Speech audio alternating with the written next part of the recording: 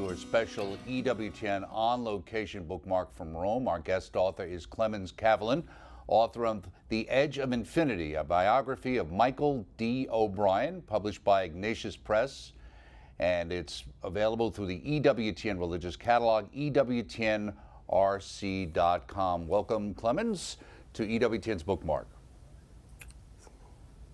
Thank you very much. It's great to see you. Now, Rome is not your home, and you have another connection with EWTN. Before we get into the book itself, why don't you explain that? So I live close to Gothenburg, which is the second largest city in Sweden, and the other connection with EWTN that I have is that I'm part of the venture of EWTN Nordic, which has been running for a little bit more than a year now. Right, exactly. That's excellent. And you found the time to come to Rome to talk to us about Michael O'Brien. Now, Michael O'Brien's a Canadian. You're from Sweden. What's the connection? The connection is, as for many other people, is his books. And foremost, the book, the novel Father Elijah, which I read and was intrigued by this Catholic voice that I heard through the medium of fiction, and then I began to write about his fiction, and then slowly it snowballed until I asked myself, why don't I go and visit him and talk to him? He's still alive. Most authors are not alive, so why don't I go there? And so through a friend who had bought a painting from him, who had his email address, we got into contact, and Michael received me, and that was, I would say, the first time we met was a weekend in his house in the Canadian wilderness. It was a kind of a magic meeting that went on for a whole weekend. Now, when you first met, was it your intention to go and write a biography like this, or how did that happen? No, the first intention was, as I said, to talk with him about his novels and how he was writing them, his thoughts and ideas of how to incorporate a Catholic worldview in a more or less realistic novel. But when we discussed and talked, more and more of his life story came to the surface, because it was necessary to go into the life when you talk about the creations of an artist. And at a certain point, I have amassed so much of about his life, and he had been asked by his Canadian publisher to write an autobiography, and he was not prepared to do that. So this task went on to me instead, and that was of course a great thing to do. Right. What is a little red wooden horse from Dalarna? What is that? What was that about? From Dalarna, yes. It's I would say a traditional piece of hand carving that they would do in this part of Sweden, which they paint and which tourists will buy when they go there for visits. Right, and he had one of those for you when you came to meet. It was interesting. You talked about driving from the airport. We entered almost instantaneously into a vigorous conversation on topics close to both of our hearts. The flow of dialogue drifted from religion to art and modern society, then back to religion again. Do you think you really just had a connection as soon as you really started to know each other? That was that participated to this. The magic of that first weekend. We kind of understood each other from the first moment, and you could say that depended on several things. Like Michael is foremost a painter, and I went to art school for 5 years. So I was also a painter, and I was also writing, and he was a writer. We were both Catholics. He had 6 children, 3 boys, 3 girls. I had 3 boys, 3 girls. You know, there was more connections, because he was. The relation between Michael O'Brien and Croatia is a very special one. The reception his writings have received in Croatia is quite exceptional. And my wife's parents are from Croatia. So Oh, that's the connection. At one time during writing this biography, we met up in Croatia. Right. And you referred to the connection to Sweden. Right. One of his sons is married to a Polish-Swedish girl. So and they at that time lived in Sweden. So there was also a connection to Sweden. So Right. so a lot of these, connections. Right. You said then during our second round of interviews, we agreed that I could expand my original study into biography, and you were recording your conversations with him. You said the aim of this biography is to give the essentials of his life story and to present succinctly the major themes of his writing and painting. One could say it was an introduction to Michael O'Brien's life and art, not the definitive work on it. As you indicated, he's still with us.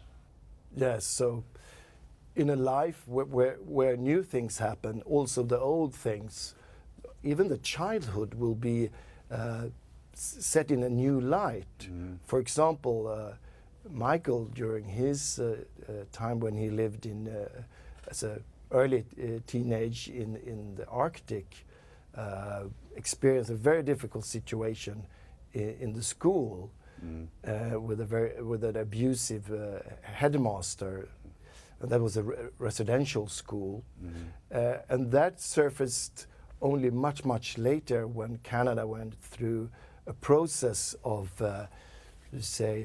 reflection and making good what happened in these schools, mainly to children of First Nation families. But so things that happens later in life would of course influence what happens, have happened already.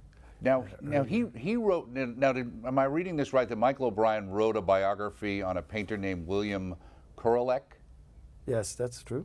Okay, and so he said, and you mentioned this, in his reference to it, he talks about the biographies fail when the researcher, brightly unaware of his own prejudices, set forth in pursuit of knowledge of his subject. And you say, reflecting on that, this book is the story of a life seen through a particular temperament, mine. So how would you want the reader to understand your temperament or perspective in reading your perspective on Michael O'Brien? I would say that the primary medium or temperament that this biography was written within was environment of friendship. So it was this meeting of like-minded souls, and I don't think the biography could have been written otherwise. I don't think Michael would have allowed anyone to write a biography of his life if it wasn't within this, sphere of friendship. But I am, say, one generation younger than Michael. So in one sense, it was like interviewing myself 20 years older. Interesting. Okay. It sounds a little bit strange, but it's like taking a time machine, travel 20 years into the future, interview yourself, and then go back and reflect upon it. So every time when I was interviewing Michael about art, about writing, of course I was reflecting on my own art and writing. And I think those who read his life story will have similar experiences. They will see and experience things in his life, but that will speak to their own lives, what they are doing. Now, as far as source, I didn't want to have too much of a analytical distance between me and Michael. So the primary thread in the biography is the narrative, the story of his life, and then I weave in different themes into the life story. Right, and for background information, he was willing to give you his handwritten diary that started in 1970, right forward, available any materials in his personal archive, including, it was interesting, correspondence with Professor Peter Kreeft from 1998 onward, which Kreeft graciously agreed that I could have access to. In fact, Kreeft calls him the greatest living Catholic writer. How helpful was that material?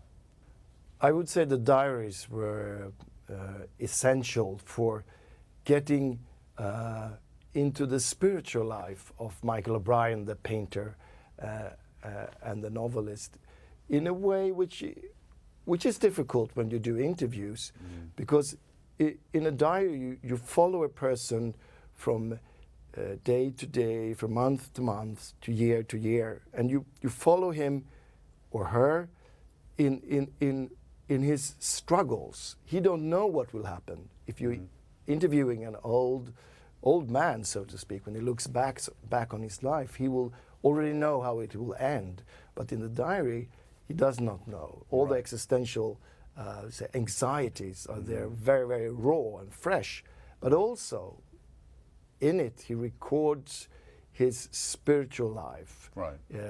There are even conversations with God, with angels, mystical dreams, and so on. And that provides a backdrop to understanding his fiction.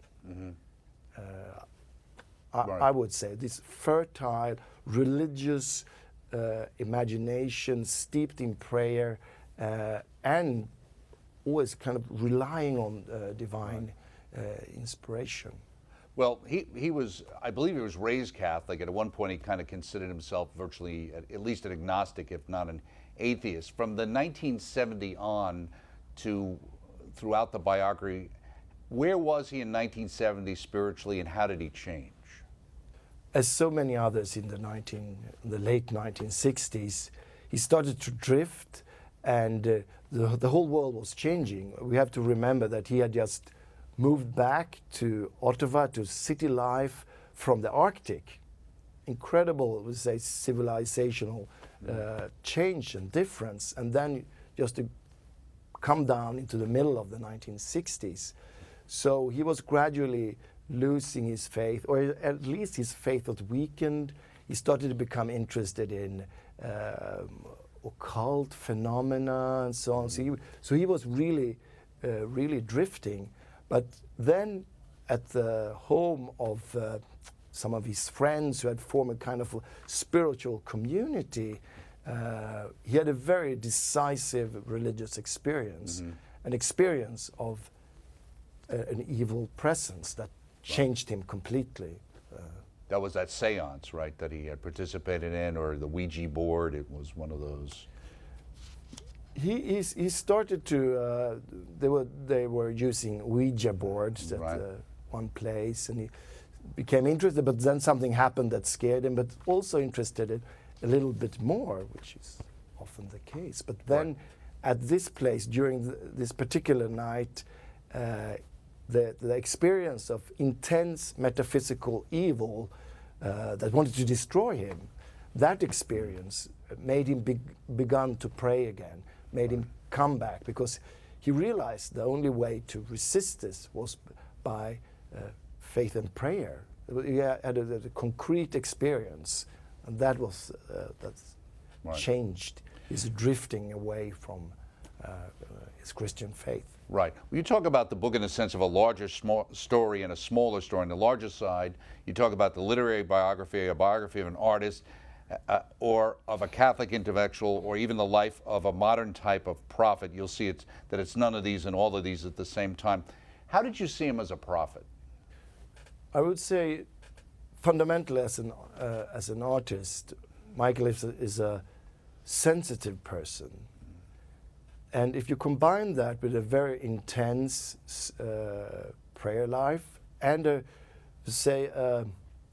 desire for a simple life at the same time, you get a perspective on civilization, the society which you live in, which is, would say, critical in the sense that you see longer than if you're totally within a society and living with it and with the goals and the values that are dominant in the society. So with his withdrawal, for example, he moved out into the Canadian wilderness, and with these different ideals, he was pointing in a very different way compared to the mainstream. Right. Canadian now society. Right. Well, you talk about the fact that I guess for him a big impact post-Vatican II was the Canadian story of how during the pontificate of John Paul II in the 80s and 90s, a new lay Orthodox Catholic subculture was built and how it solidified institutions which impacted him. And then the smaller story you talk about is that of a person struggling with his inadequacies, failures, and lack of material resources and recognition, facing temptations to despair and hopelessness. That's what how I saw it. It was stories within stories. Of course, the largest story was the story of the Catholic Church since the Second Vatican Council, since the 1960s, and with the, say, it's like it seemed, the destruction of much of the old structures in the 1970s, and Michael turned towards charismatic religiosity for a while, and then so he tried to find his way forward. But with John Paul II, say more stability and structures came into his life, and the Canadian, those of Canadian Catholics that wanted to live a say Orthodox, faithful Catholic life. But within that, of course, it's a story of his particular life, that of giving your whole life to sacred art, which is very difficult if you want to live on that and have a large family, of course. That's and that was the tough part. Very particular story within those stories. Right, you talk about his wife Sheila, who they met together. A friend introduced, said, I know a girl who's going to become your wife. And they ended up getting married. I know there's a picture in the book of the two of them, but she was a little concerned over the idea of them supporting themselves on his artwork, right?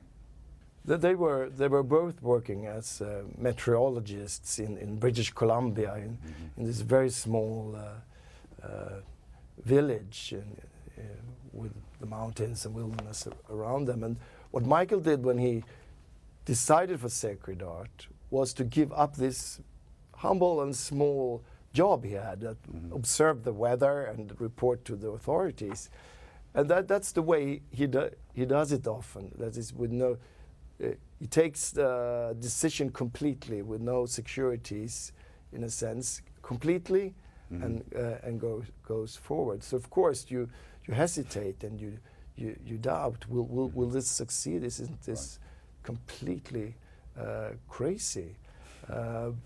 Which he often thought when you can see that in the diary where he struggled with these things, but he was very, very determined to do this anyway, and to see it through to the very, very last. And I think that's one of the important threads in this story is how he went, even if it didn't look very good, and the car broke down or no money, and so on. He still kept on going. Right. You even talked about the main themes. Right. You even mentioned several times about that old wreck of a car that he drove you around it, and that the last time you went to see him, you still thought you saw it parked on the street there. So as reflective of some of those hard times. One of the things I thought was interesting, you talk about his childhood and I guess his grandfather. There's some issues that get discussed in the book. But I thought it was interesting that you talk about at Christmas in 1959, there was no money, etc. And the idea that Michael and his siblings remembered it as their happiest Christmas. Is it always striking to find people who are highly successful, who go back to the simplest time of their life when they seem to be the happiest? I think also what came after that difficult time, that is the period in the Arctic, is still with Michael. It created a special sense of the wide expanse of nature and the contemplative vocation of a human person.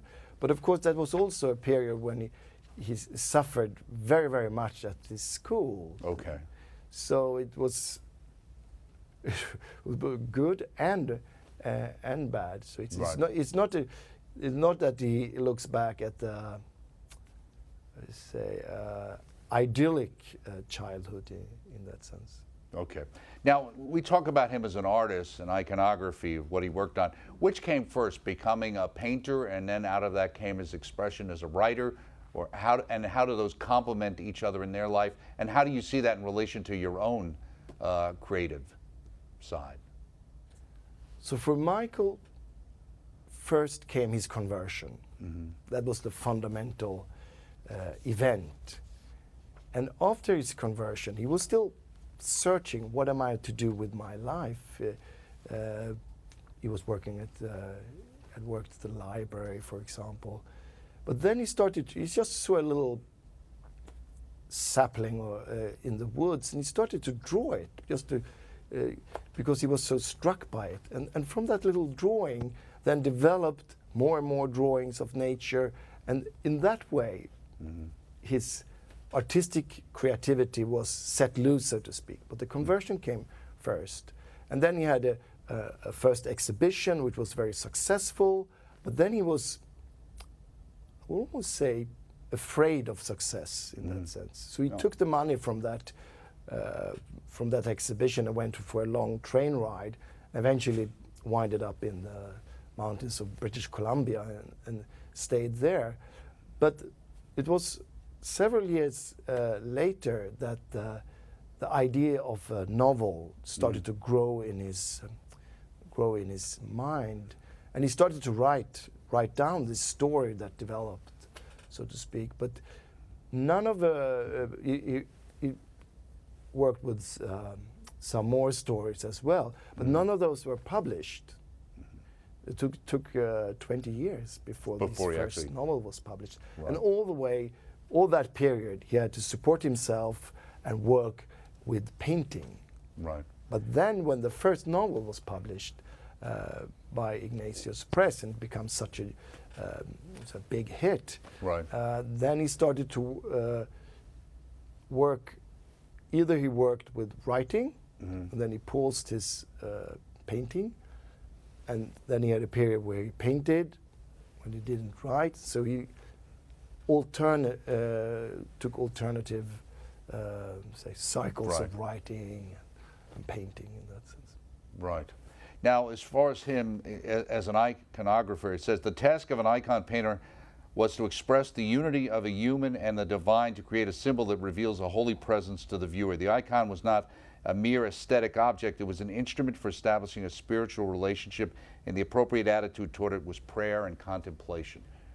So when Michael decided to become a artist of sacred art, he had no idea where to begin. So it is very good to have the intention to do sacred art, but how do you paint sacred art? What tradition do you adhere to? What style would you paint in? So he had an acute crisis when beginning to paint. He couldn't paint anything at all.